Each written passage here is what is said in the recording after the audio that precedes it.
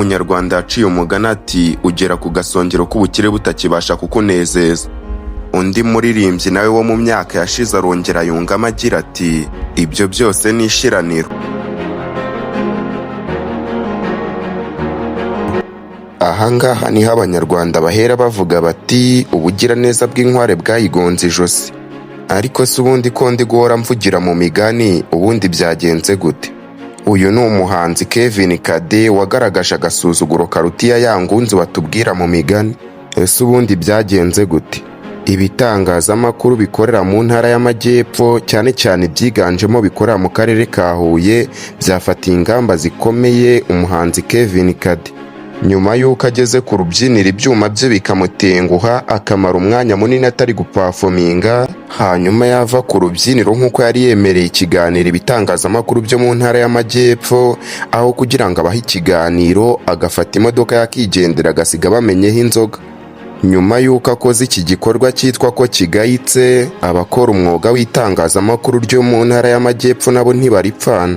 Ubwo inkuru ziba zirasohotse mu bitangazamakuru bikomeye harimo nka The Choice Live, maze mu ibara ry'umukara ritsindagiye neza ku mutwe w'igitangazamakuru handitseho hagira hati Kevin Kade yafatiwe ibihano n'itangazamakuru ryo mu Majyepfo. Abandi bati Kevin Kade yafatiwe ingamba nyuma yo gusuzugura abanyamakuru no kubamenaho inzoga. Ese ubundi byagenze gute kugira ngo uyu muhanzi yimane interview nk'uko yari yabyemereye abanyamakuru bo mu ntara y'Amajyepfo?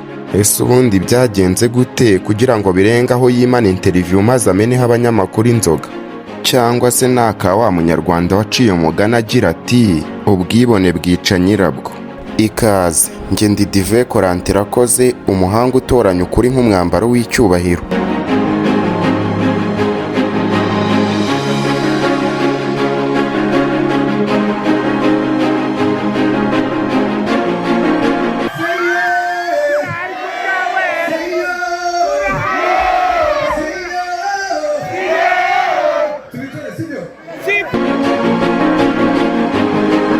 Ubundi dore ukuntu ibintu byose byatangiye. Byose byatangiye ku itariki ya 6 Ukuboza umwaka w'2025. Ahangaha hari hateguwe igitaramo cyiswe Minuza Festival. Iki ni igitaramo cyari cyabereye muri Kaminuza y'u Rwanda ishami rya Huye. Yewe byari ibirori bidasanzwe kandi binogeye ijisho abari bahibereye ndetse n'ababirebye ku mateleviziyo atandukanye. Muri iki gitaramo hari hatumiwe abandi bahanzi ari bo Joel ndetse na Riderman. Iki gitaramo kandi cyari cyitabiriwemo na DJ Brian usanzwe ari umu-DJ abantu bakunda cyane cyane mu ntara y'Amajyepfo. Ndetse kandi abari MC ni MC Buryohe ndetse na Muyango. Urumva ibintu byari bimeze neza. Ubwo rero igihe cyo gutarama cy'abahanzi cyari kigeze, ku rubyiniro habanje umuhanzi witwa Joel. Umuhanzi Joel w'ibyo yasabwaga yari yabikoze, yatanze ibyishimo abafana baranezerwa. Nyuma rero yuko avuye ku rubyiniro nk'uko gahunda yari yapanzwe, nta wundi wari ukurikiyeho ni umuhanzi Kevin Kade. Mbere yuko ajya ku rubyiniriro, abanyamakuru bo kuri radiyo Huye na radiyo Saros ndetse n'ayandi maradiyo akorera mu ntara y'Amajyepfo baramwegereye, bamusaba yuko yaza kubabwira ku bintu by'imishinga y'indirimbo ze ndetse n'ibindi bintu bigiye bitandukanye ku muhanzi nka Kevin Kade birumvikana. Ahangaha koko Kevin Kade yagiye ku rubyiniriro, ariko ntibyagenze neza kubera yuko ubwo yageraga ku rubyiniriro ibyuma byiwe byaramutenguye. Nibyo koko ibyuma bye na bande ntago byari biri gukora neza.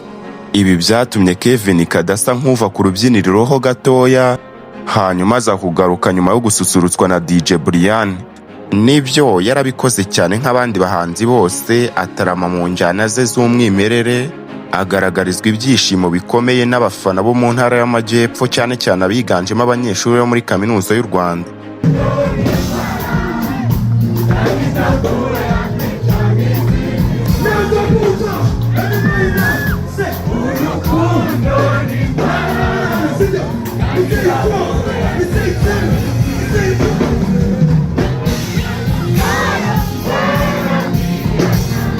Aha byarashyushye koko, atarama indirimbo ze zirimo nka Nyanja, Sikosa, Munda ndetse n'izindi zigiye zinyuranye.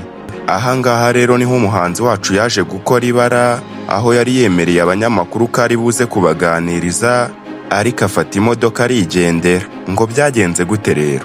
Ngiki gihe Kevin Kade akiva ku rubyiniriro yabwiye abanyamakuru yuko ngo bamureka akabanza akaruhukaho gatoya. Ahangaha abanyamakuru baramutegereje iminota irenga 20 yose, ngo ibi byabaye nk'uwaciye wa mugana ati genda unzanire umuti wamperezayo. Nyuma yuko bamutegereje icyo gihe kingana gutyo, ngo bagiye kubona babona Nyamuhungu afashe imodoka n'ikipe ye barigendeye, usibye no kugenda ngo basiga babamenyeho inzoga.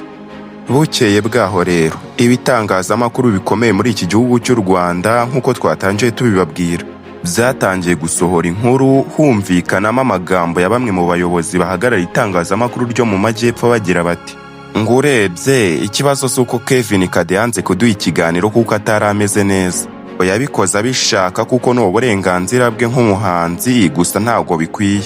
Undi ati Kevin Kade ibyo yakoze ni agasuzuguro rwose, ahubwo akwiye gusaba imbabazi. Arongera ati bitari ibyo akaba ari we ubihomberamo.